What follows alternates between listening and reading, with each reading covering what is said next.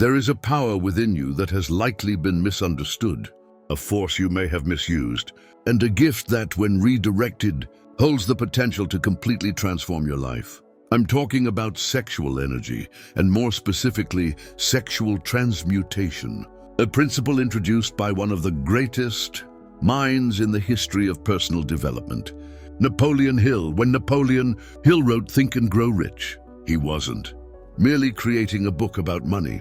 He was documenting the psychological blueprint of the most successful men in the world. 500 of them over 25 years, including industry titans, inventors, presidents, and artists. Among all the principles he taught, desire, faith, autosuggestion, specialized knowledge, there was one that made many readers stop in their tracks: the mystery of sexual transmutation. Hill called sex the most powerful of human desires, and he was right. No other force can drive a man to conquer, create, pursue, or even destroy like the energy of sexual desire. But here's what he discovered. Those who master this energy and redirect it, who transmute it, access a level of genius and ambition unreachable for the undisciplined man. So what is sexual transmutation? Let's simplify. To transmute means to transform the form or nature of something, in this case sexual energy. Hill described it as the process of channeling this energy away from physical expression and into the creation of wealth, art, innovation, genius, and legacy.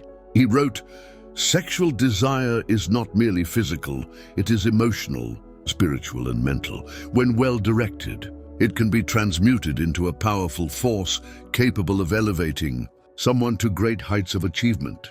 Hill never said to repress your sexuality. He didn't say to run from it. He said to redirect it, to channel it, to use it as fuel for your mission.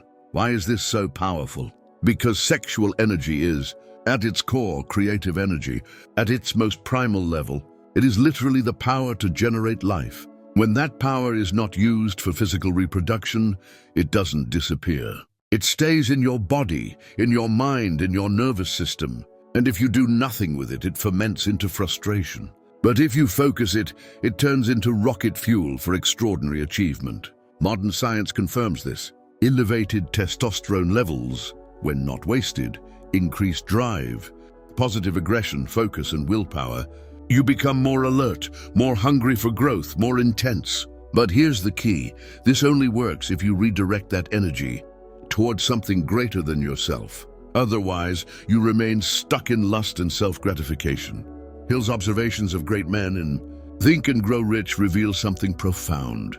The highest achieving men were those with highly developed sexual natures, men who had learned the art of transmuting their sexual energy into creative and productive outlets. He cites examples like Napoleon Bonaparte, who channeled his passion into war and empire building; George Washington, known for his intense discipline and loyalty; Thomas Edison, whose relentless invention process Hill attributed to sublimated sexual energy; Abraham Lincoln, who, according to Hill, had an intense sexual nature but directed his inner fire toward justice, vision, and purpose. In all these cases, these men were not free from sexual desire.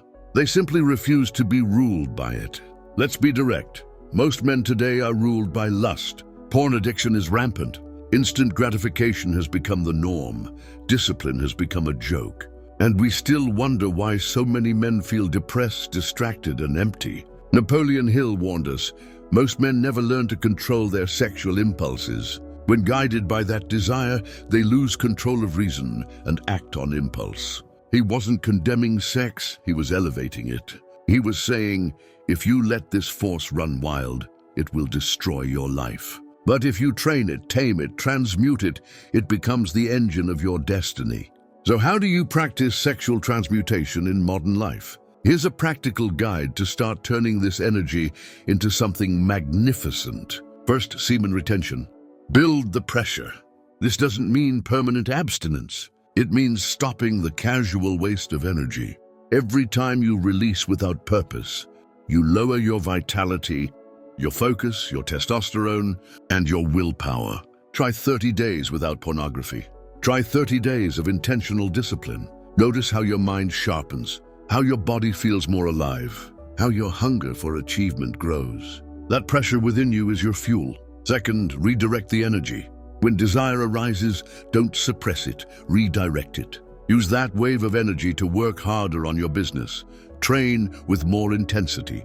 Study, build, create, plan. Speak boldly, walk with confidence. Lead with vision, not with temptation. Napoleon Hill wrote, "A man who has developed the art of transmuting sexual energy will find that this energy becomes the fuel for all of his accomplishments." Third, choose a higher purpose. Sexual energy needs a container. Without a mission, it will be wasted in indulgence.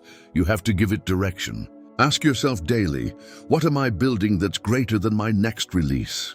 If your answer is vague, you'll remain trapped in the cycle of temporary pleasure and permanent regret. But if you're building something, a business, a brand, a legacy, then every act of discipline becomes sacred. Fourth, Napoleon Hill's final warning. Near the end of the chapter, he wrote, "Sexual energy is the creative energy of all geniuses. There never has been and never will be a great leader, builder, or thinker without sexual energy. This is not optional if you want to become great. It's a requirement, but here lies the choice. You can satisfy your desires and stay where you are, or you can transmute your energy and become something the world has never seen. The disciplined man will always outperform the distracted one." Fifth, master the fire. To every man hearing this, you are not weak for feeling desire. You are not shameful for seeking intimacy. You are powerful because you carry the most sacred force in the universe. But power without direction leads to destruction. Sexual transmutation is not just a technique. It is a philosophy, a lifestyle, a sacred choice to use your God-given energy to build, not waste. To lead, not lose yourself. To create a legacy, not merely release tension. Napoleon Hill gave us the blueprint.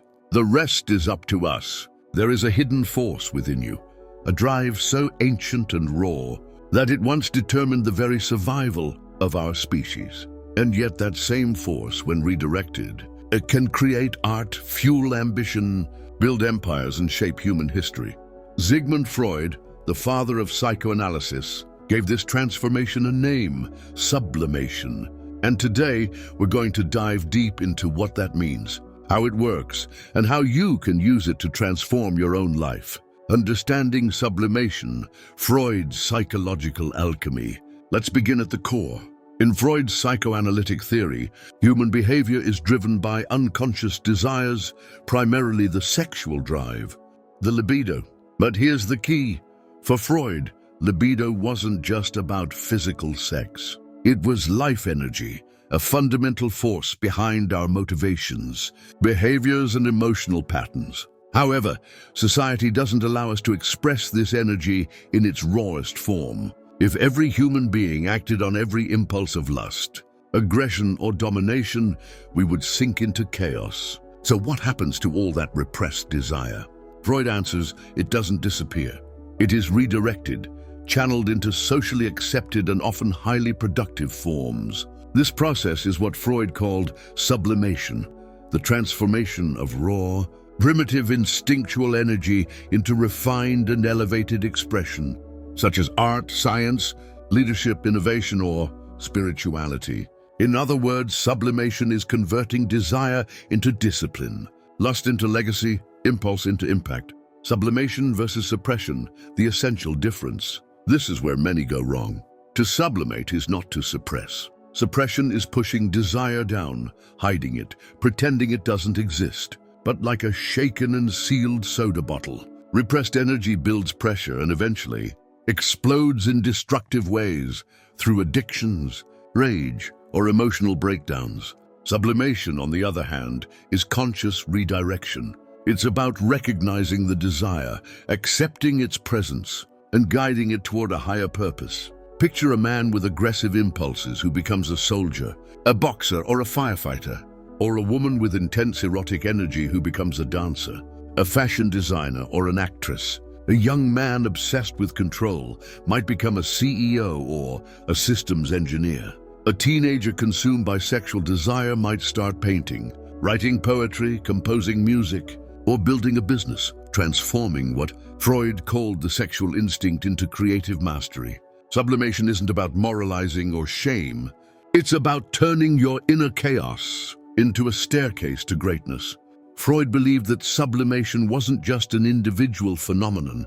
To him, it was the foundation of all civilization. In his work, Civilization and Its Discontents, he wrote, "Without sublimation, culture could not exist. Without the transformation of raw energy into elevated expression, there would be no symphonies, no cities, no literature, no science. Everything we call civilization, every great work, invention, system, and structure was born from the same primal force, channeled, refined, and transmuted." Think of the great artists, inventors, and thinkers of history. Michelangelo, who spent 4 years painting the ceiling of the Sistine Chapel, pouring his intensity into sacred art. Nikola Tesla, celibate for most of his life, who channeled his energy to invent the future. Ludwig van Beethoven, deaf and isolated, yet still composing symphonies of overwhelming emotional power. Freud himself, whose relentless exploration of the human mind forever changed how we understand ourselves. These were not men without passion. They were men who transcended passion, mastering and directing it towards something greater than themselves. Sublimation in the modern world matters now more than ever. In today's culture of hyperindulgence, we're taught, if you feel it, do it. Follow your impulses. Do what gives pleasure. And yet, we've never seen so many anxious, depressed, and empty people. Why? Because a life driven by unchecked desire leads to emptiness. But a life of sublimated desire leads to meaning. Freud warned, when a society removes the pressure to sublimate, it regresses. Creativity dies, discipline evaporates, genius fades. Just look around. We're drowning in dopamine, endlessly scrolling, addicted to distractions, seeking constant validation, numbing our primal energy instead of forging it into power. If Freud were alive today, he wouldn't be surprised. He predicted it. But he would also remind us, the goal of life is not to kill desire, it's to elevate it. Let's make it practical. Sublimation is not a distant theory, it's a daily practice. A conscious choice you can make right now with whatever you're feeling. 1. Acknowledge the impulse. Do not suppress your desires. Observe them. Be conscious when you feel aggressive, needy, obsessed, or overwhelmed by lust. Do not act immediately. Just notice. Awareness is the first step. 2. Create a higher channel. Give that energy a higher destination. Start writing. Build something with your own hands. Train with full focus at the gym. Learn a musical instrument. Bring that project or idea to life. Create a mental link. When I feel this desire, I go to this place. Turn instinct into creative expression or practical achievement. 3. Delay gratification. Freud believed that sublimation was only possible if a person could delay reward. Train yourself to wait, to sit with the urge without giving in, to not scratch every emotional or physical itch. This strengthens your psychological muscle, and from that, depth is born. Create channeling rituals. Have a sacred morning routine that directs your energy upward. It could be a power hour with journaling, deep reading, silent reflection, studying a complex topic, or working on your project before even touching your phone. Each ritual becomes a valve through which your energy rises instead of being lost. 5. Elevate your environment. Surround yourself with symbols, art, music, and people who remind you of your higher nature. Sublimation is harder in environments that normalize instant pleasure. But when you live in a culture of elevation, you rise with it. Environments build or destroy mental states. Choose yours wisely. The alchemy of the mind.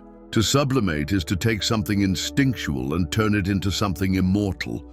It is the essence of art, the secret of discipline, the foundation of leadership, the root of genius. Freud gave us many controversial ideas, but this one was a gift. It tells us that no matter how dark, raw, or chaotic your inner world may be, you can shape it, sculpt it, use it, like a blacksmith turning heat into steel.